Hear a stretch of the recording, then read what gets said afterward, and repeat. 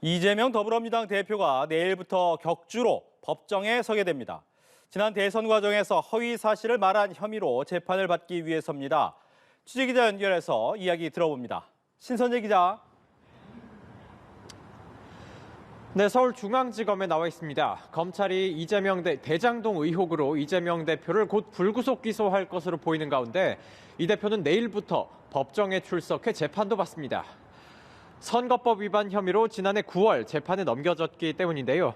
대선 과정에서 현재 이 대표가 수사받고 있는 대장동과 백현동 개발특혜 의혹과 관련해 허위 사실을 말한 혐의입니다. 먼저 대장동 실무를 맡았던 고 김문기 전 성남도시개발공사 개발 1처장을 성남시장 시절 몰랐다고 한 혐의입니다. 검찰 조사를 받아오다 사무실에서 숨진 채 발견된 김 전 처장은 이 대표에게 여러 차례 대면 보고한 인물로 알려졌는데요. 검찰은 김 전 처장의 휴대전화나 관련자 진술, 유족이 공개한 자료 등을 토대로 이 대표가 변호사 시절부터 김 전 처장을 알았다고 보고 있습니다.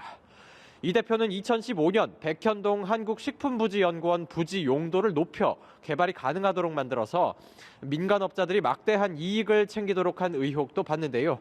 국토부가 협박해서 어쩔 수 없었다고 해명했습니다. 변경 요구하면은 지방자치단체장은 반영해야 된다. 만약에 안 해주면 직무유기 뭐 이런 걸 문제 삼겠다고 협박을 해서. 하지만 검찰은 국토부 요청이 없었고 성남시 자체 판단이었다고 보고 있습니다. 김 전 처장을 알았는지는 이 대표의 대장동 배임 혐의 판단에도 영향을 줄 것으로 보이는데요. 재판에서 100만 원 이상의 벌금형이 확정되면 다음 대선에 나올 수 없는 만큼 이 대표는 공소 사실을 모두 부인하고 있어 치열한 공방이 예상됩니다. 이 대표를 겨냥해 발언을 쏟아온 유동규 전 본부장도 증언대에 설 예정인데요.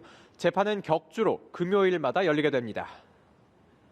신 기자, 검찰이 김건희 여사의 전시기획사 코바나 콘텐츠 관련 의혹을 모두 무혐의로 결론냈다고 하던데 이 내용도 전해주시죠.